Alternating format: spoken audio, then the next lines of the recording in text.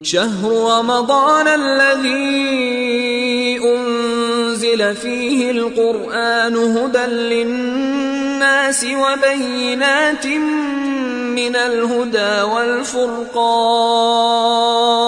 اعوذ باللہ من الشیطان اللعین الرجیم بسم اللہ الرحمن الرحیم الحمد للہ وکفا وسلام علی عبادہ الذین اصطفیٰ محمد وعطرتہ الطاہرہ واللعنۃ الدائمۃ علی اہلہا اللہم لعن قتلۃ امیر المؤمنین۔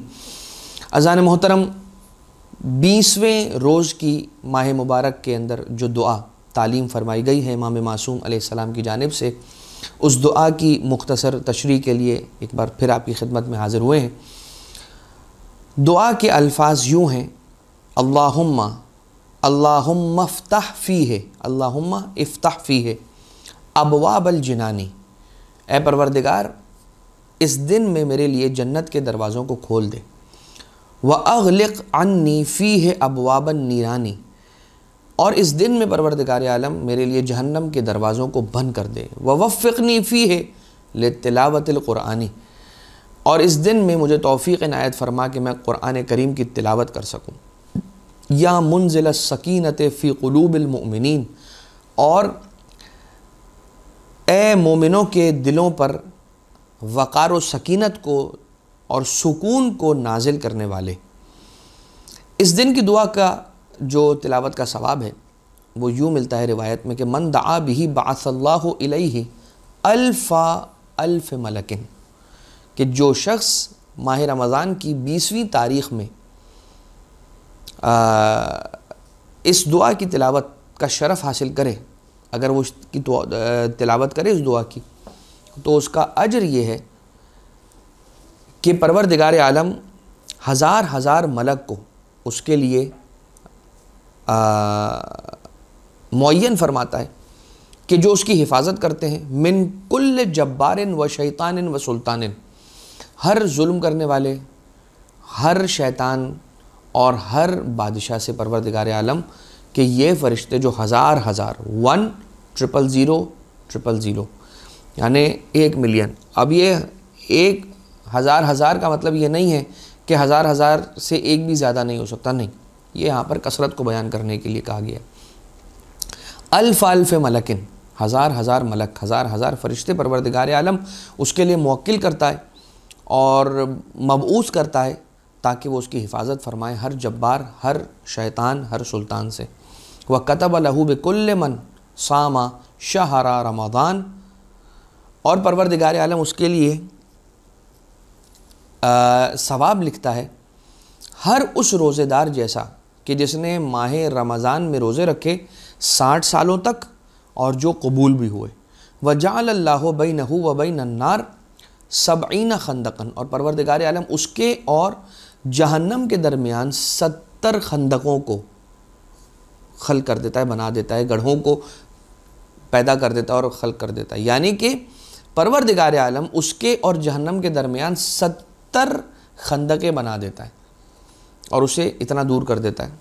کل خندق کما بین السماء والارض، اور ہر خندق کی چوڑائی اتنی ہے کہ جتنا فاصلہ زمین اور آسمان کے درمیان ہے۔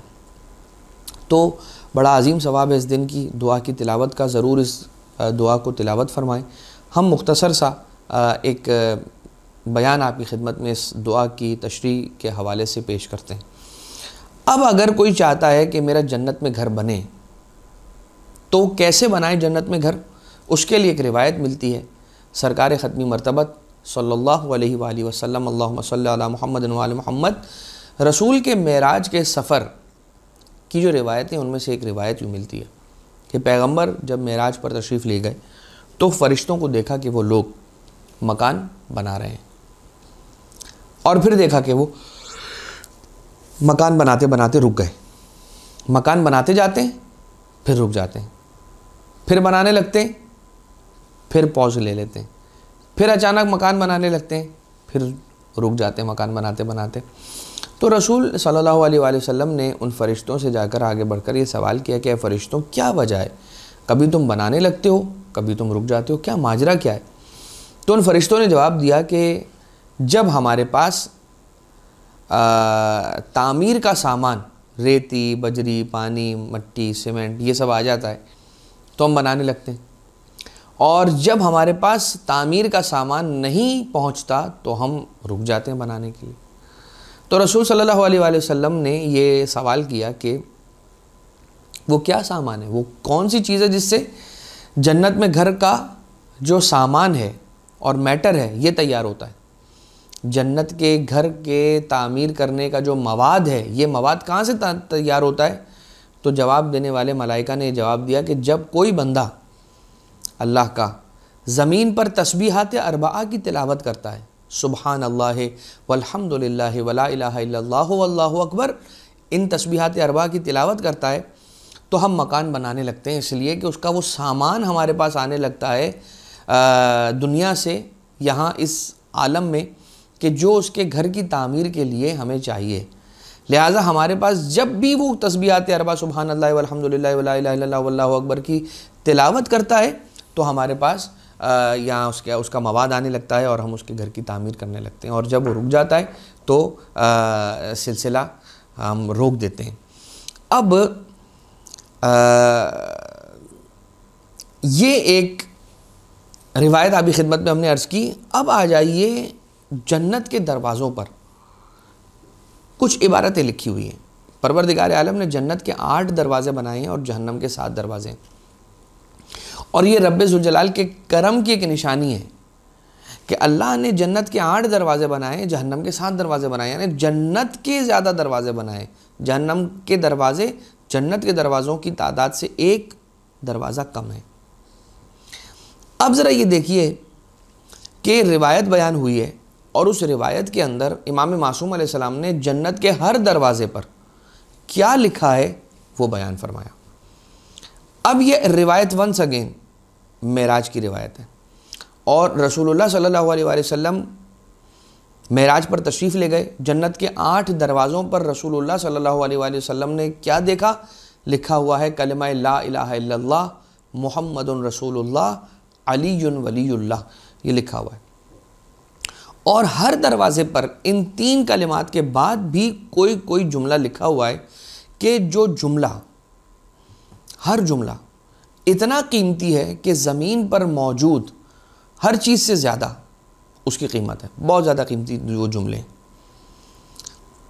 اب آ جائیے پہلا دروازہ، اور دروازے پر جنت کے پہلے دروازے پر لکھا ہوا ہے لا الہ الا اللہ محمد رسول اللہ علی ولی اللہ، اور پھر یہ لکھا ہوا ہے لکل شیء حیلۃ وحیلۃ العیش 4 خصال، ہر چیز کے لیے ایک راستہ ہے، اور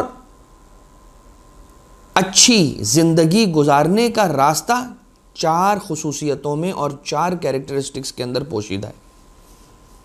اور وہ 4 چیزیں کون سی ہیں جس کے اندر اچھی زندگی گزارنے کا راز پوشیدہ ہے؟ نمبر 1 القناعہ، یعنی کہ تھوڑے پر راضی ہو جانا، یا جتنا اللہ دے اتنے پر راضی ہو جانا۔ نمبر 2 وبذل الحق، حق بیان کرنا۔ نمبر 3 وترک الحقد، حسد نہ کرنا۔ نمبر 4 مجالست اہل الخیر، اچھے لوگوں کی صحبت کو اختیار کرنا اور اچھے لوگوں کی مجلس میں جا کر بیٹھنا۔ یہ 4 چیزیں وہ ہیں کہ جو انسان کے لیے اچھی زندگی کا سامان کرتی ہیں۔ نمبر 2 دوسرے دروازے پر کیا لکھا ہوا ہے؟ لا الہ الا اللہ محمد رسول اللہ علی ولی اللہ لکل شیء حیلۃ وحیلۃ السرور فی الآخرہ 4 خصال، ہر چیز کے لیے ایک راستہ ہے، ہر کام کے لیے ایک راستہ ہے، ہر مقصد تک پہنچنے کا ایک راستہ ہے، اور آخرت میں مسرور ہونے، آخرت میں خوش رہنے کا جو راستہ ہے وہ کیا ہے؟ وہ 4 چیزیں۔ نمبر 1 مسح رؤوس الیتامى، یتیم بچوں کے سروں پر ہاتھ پھیرنا۔ نمبر 2 والتعطف الی الارامل، اور جو بیوائیں ہیں ان کی مدد کرنا اور ان کی خبر رکھنا اور ان کی مشکلات کو دور کرنا۔ نمبر 3 والسعی فی حوائج المومنین، مومنین کی حاجت روائی کے لیے، مومنین کی مشکلات کے حل کے لیے، مومنین کی ضرورتوں کو پورا کرنے کے لیے انسان کو کوشش کرنی چاہیے۔ اور نمبر 4 والتفقد للفقراء والمساکین، اور فقراء اور مساکین کا خیال کرنا۔ لہٰذا 4 چیزیں ہیں کہ جو آخرت کے اندر سرور انسان کو دیتی ہیں اور خوشی دیتی ہیں، اور وہ 4 چیزیں کون سی ہیں؟ یتیموں کے سر پر ہاتھ پھیرنا، بیواؤں کا خیال رکھنا، مومنین کی حاجت روائی کی کوشش کرنا، اور فقراء اور مساکین کی بھوک کو دور کرنا، مشکلات کو دور کرنا، ضروریات کو پورا کرنا۔ یہ تھا دوسرے دروازے کے احوال کا بیان۔ اب آ جائیے جنت کا تیسرا دروازہ، اس پر بھی یہ لکھا ہوا ہے لا الہ الا اللہ محمد رسول اللہ علی ولی اللہ وحیلۃ لکل شیء حیلۃ، ہر چیز کے لیے ایک راستہ ہے، وحیلۃ الصحۃ فی الدنیا، دنیا میں صحت مند رہنے کا راستہ کیا ہے؟ 4 چیزیں، 4 خصال، 4 چیزیں۔ قلت الکلام، کم بات کرنا، وقلت المنام، کم سونا، وقلت المشی، کم چلنا یعنی کہ اپنے آپ کو کم تھکانا، وقلت الطعام، اور کم کھانا۔ 4 چیزیں ہیں جو دنیا کے اندر انسان کو صحت مند زندگی دیں گی، اور نمبر 1 ہے کم بات کرنا، کم سونا، کم تھکانا اپنے آپ کو یا کم چلنا، اور کم کھانا۔ یہ 4 وہ چیزیں ہیں کہ جو انسان کو زندگی کے اندر صحت مند رکھتی ہیں۔ اب آ جائیے چوتھے دروازے کا احوال، اور چوتھے دروازے پر کیا لکھا ہوا ہے؟ لا الہ الا اللہ محمد رسول اللہ علی ولی اللہ من کان یؤمن باللہ والیوم الآخر، اگر کوئی شخص ایمان رکھتا ہے اللہ پر اور روز آخرت پر، روز جزا پر ایمان رکھتا ہے، فلیکرم والدیہ، تو اسے چاہیے کہ اپنے والدین کی عزت کرے، ان کا اکرام کرے، ان کا خیال رکھے۔ من کان یؤمن باللہ والیوم الآخر، اور جو اللہ پر اور روز آخرت پر ایمان رکھتا ہے اسے چاہیے فلیکرم ضیفہ، اسے چاہیے کہ اپنے مہمان کا اکرام کریں، ان کو عزت دے اور ان کا خیال کرے۔ من کان یؤمن باللہ والیوم الآخر، اور جو اللہ پر اور روز جزا پر ایمان رکھتا ہے اسے چاہیے فلیکرم جارہ، بس اسے چاہیے کہ اپنے پڑوسی کی عزت کرے۔ من کان یؤمن باللہ والیوم الآخر، جو کوئی اللہ پر ایمان رکھتا ہے اور روز جزا اور روز آخرت پر ایمان رکھتا ہے، پس اسے چاہیے فلیقل خیرا او یسکت، تو اسے کیا کرنا چاہیے؟ یا اچھی بات کرے یا ورنہ چپ رہے، یا اچھی بات کرے ورنہ پھر چپ رہے۔ تو 4 چیزیں کیا؟ اگر کوئی شخص اللہ پر اور روز جزا پر ایمان رکھتا ہے تو اسے والدین کا اکرام کرنا چاہیے، اگر کوئی شخص اللہ پر اور روز جزا پر ایمان رکھتا ہے تو اسے اپنے مہمان کا خیال رکھنا چاہیے، اگر کوئی اللہ پر اور روز جزا پر ایمان رکھتا ہے تو اسے اپنے پڑوسی کا خیال رکھنا چاہیے، اور اگر کوئی اللہ اور روز جزا پر ایمان رکھتا ہے تو اسے یا تو اچھی بات کرے یا پھر خاموش رہے۔ یہ چوتھے دروازے پر جنت کے لکھا ہوا ہے۔ جنت کے 5ویں دروازے پر کیا لکھا ہوا ہے؟ من اراد ان لا یظلم فلا یظلم۔ کیا بات ہے کہ پہلے لا الہ الا اللہ محمد رسول اللہ علی ولی اللہ لکھا ہے، اس کے بعد پھر یہ لکھا ہے کہ جو چاہتا ہے کہ اس پر ظلم نہ کیا جائے تو اسے خود چاہیے کہ وہ کسی پر ظلم نہ کرے۔ من اراد ان لا یشتم فلا یشتم، جو چاہتا ہے کہ اسے گالی نہ دی جائے تو وہ خود کسی اور کو گالی نہ دے۔ ومن اراد ان لا یذل فلا یذل، اور اسے اچھا لگتا ہے اگر وہ یہ چاہتا ہے کہ کبھی کوئی اسے ذلیل نہ کرے تو اسے چاہیے کہ وہ خود کسی اور کو ذلیل نہ کرے۔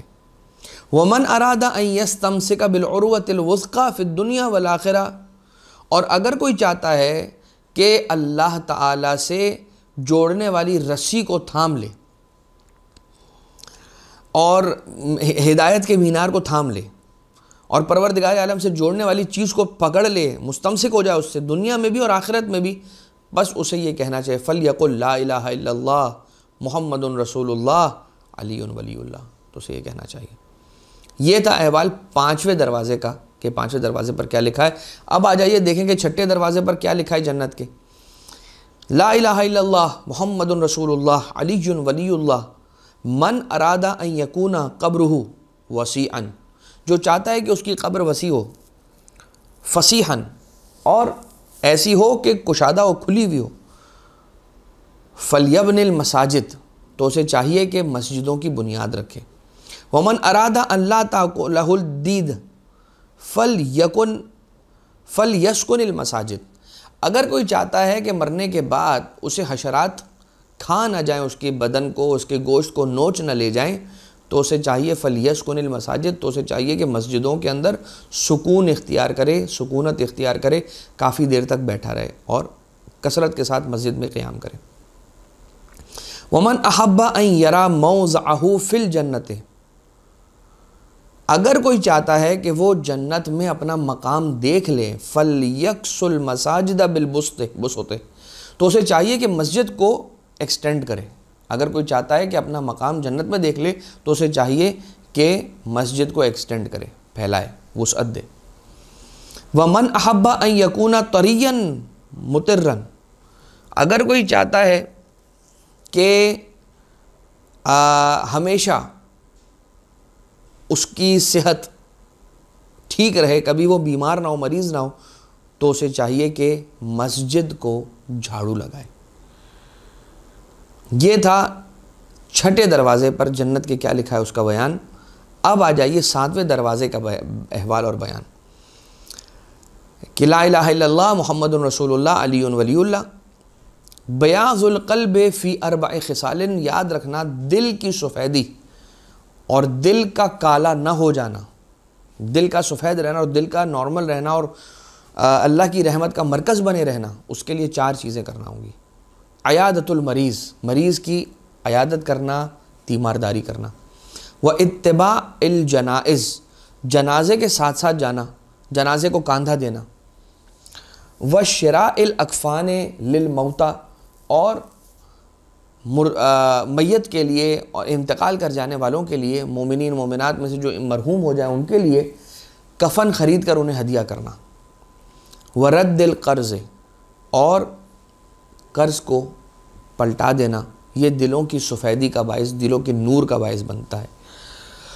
یہ جنت کے 7ویں دروازے پر لکھا ہے۔ جنت کے 8ویں دروازے پر لکھا ہے لا الہ الا اللہ محمد رسول اللہ ولی اللہ من اراد الدخول من هذه الابواب، جو چاہتا ہے کہ ان دروازوں سے داخل ہو جائے، ان سارے دروازوں سے داخل ہو جائے، فلیتمسک ب4 خصال، تو اسے چاہیے کہ ان 4 خصوصیات کے ساتھ جڑ جائے۔ السخاء، سخاوت، وحسن الخلق، اچھا اخلاق، والصدقہ، اور صدقہ دے، والکف عن اذى عباد اللہ تعالی، اور اپنے آپ کو روک لے اس بات سے کہ وہ اللہ کے بندوں کو اذیت دے، اس سے روک لے۔ اگر یہ 4 چیزیں ہوں گی تو وہ ان 8 کے 8 دروازوں سے جنت کے اندر داخل ہوگا۔ لہٰذا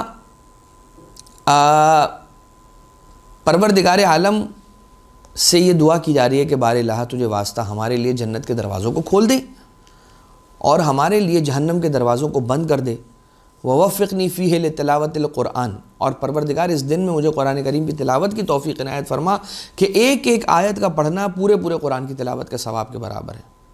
اے مومنین کے دلوں پر سکینت کو اور سکون کو، اطمینان کو داخل کرنے والے دروازوں کی بات آئی ہے جنت کے، تو جنت کے دروازے پر جو کھوٹی لگی ہوگی اس کو جب بجایا جائے گا، یا اس کو جب بھی بجایا جاتا ہے، طنت وقالت یا علی، تو اس کی ضرب سے، اس کھٹکھٹانے کی جو آواز سے آواز پیدا ہوتی ہے، وہ آواز ہوتی ہے یا علی یا علی یا علی کی، اس لیے کہ علی ہی وہ ہستی ہیں کہ جو جنت اور جہنم کے تقسیم کرنے والے ہیں، اور علی ہی وہ معیار ہے کہ جس معیار پر جنت اور جہنم پروردگار عالم تقسیم کرے گا۔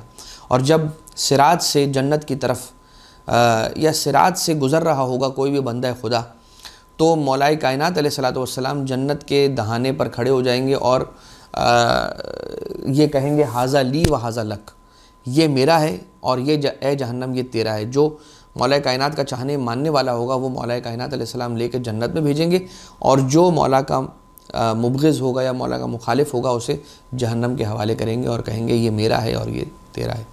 اس دعا کے ساتھ کہ پروردگار آج کے دن کی ان برکتوں کو ہمارے نصیبوں میں قرار فرما، ہماری عبادتوں کو اپنی بارگاہ سے مقبول و منظور فرما، ہمارے گناہوں سے درگزر فرما۔ وما علینا الا البلاغ المبین، وصلی اللہ علی محمد وآلہ الطیبین الطاہرین۔